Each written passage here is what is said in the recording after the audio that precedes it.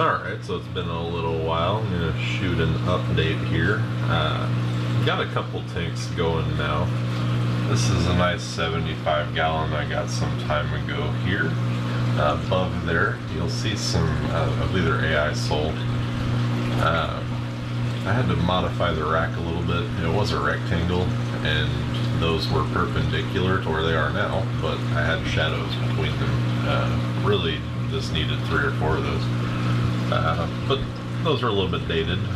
I think they've only got 2 blues and 1 white on there. So I didn't really see, I didn't really see the need to spend hundreds of dollars to get 2 more when I could just raise them up a little bit and turn them perpendicular to where they were before.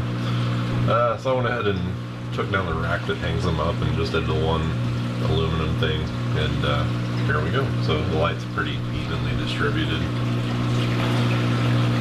I handle the par meter for the local reef club. We have one available for member use, so I have access to that and I've tested it. And where this rack is here in the front, I actually got, I think, 150 or something there. And then other places in the bottom, out of the light, I got 50, so that should be plenty for like soppies and zoas and stuff. Which is where I see quite a bit of the coral there. I've also got a bit of an aptasia problem. Let's see here, little Tomini tang there. Also got some corals that seem to be starving because I had brand bio pellets and stripped the system of nutrients. So I basically unplugged those when the zoa stopped opening, and yeah, they're all coming out again. So we got that. Below it is a DIY 20 gallon refugium, which is the baffles in it are busted. I got cheap Lowe's glass. It's about the 6th one I've made like that, and this is the first time I've had any issues with it. And mostly it was my fault taking a protein skimmer out to change it. I went ahead and got caught up in my top off line. I have the actual RO line sent through the wall. It goes up, the laundry room is in there underneath that cabinet. I have an RO system in there. You can see the deionization and coat hangers and stuff there. I think it's right back there. It goes up to the ceiling, into the garage behind this wall, down, and then through the back right there. Now this here is my satellite tank that comes off of that same filter, and I just basically have macro in it now because the stuff's not growing like crazy. And then that troublesome little angelfish right there, I'm pretty sure he's the reason that my Akins hate life right now. So he's over there about to be rehomed as soon as someone wants to take him. Seemed just fine with zoas and stuff, but pygmy angels, they love to eat Australian. I guess it's like their Outback Steakhouse or something. But this is a tank that I did some DIY work on. I shot some footage of it, but never actually posted it or edited it or any of that stuff due to laziness. I built that stand, it had to be like a year ago. So anyway, I got those lights there from China on eBay. I think some wholesale thing. Paid $180 for them, and they arrived in 3 days. I was blown away. So I think they caramelled it extreme. But the thing is, I got to redo my entire system. Getting rid of that tank, which is my cichlid tank I took down when my pump broke. It's a wavefront, which is similar dimensions to this 58. But it has that bulge on the front right there, so it is, I don't know, I mean, you can't get square inches out of it, and I don't want to do trigonometry or anything, so it's probably about 60-65 gallons due to that bulge, and maybe being a little bit different depth front to back. It might be a little bit deeper on one end than the other. So I think the narrow end is the same as the 58, and the bulge is kind of a little bit more.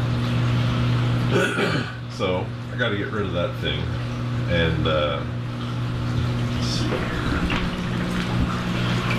gotta figure out how I want to organize this now. So I got that, and the whole reason that I'm having to do this is because of this thing. I won this at the raffle. That's a plumbing kit there. Trigger system sump, Planet Aquarium 36-inch, and matching stand. So it's a pretty good looking system. It's enough to where I actually posted all of the tanks on that wall for sale. But I think ultimately I'll wind up keeping this one here and the one that I got in the raffle, and basically just replace that 58 with the new rimless thing here. So I have no idea what brand that 75 gallon is, but this is a Planet Aquarium, and you can see the tank design there, how the joinery is done, and it's got some kind of a finish on it that's not like paint. It's almost like epoxy paint. It's pretty durable. I mean, you could, I feel like I could hit that paint with a hammer, and as long as I didn't hit it at an angle, it probably wouldn't really do anything to it. So this here is a very similar stand, very modern look to it. So I'm kind of led to believe that these might be similar manufacturers. I bought the 75 gallon here for my coworker, used. Right now the blue lights are on. I actually do have the light filtered as correctly as this camera will do it, but it's still pretty blue and washed out.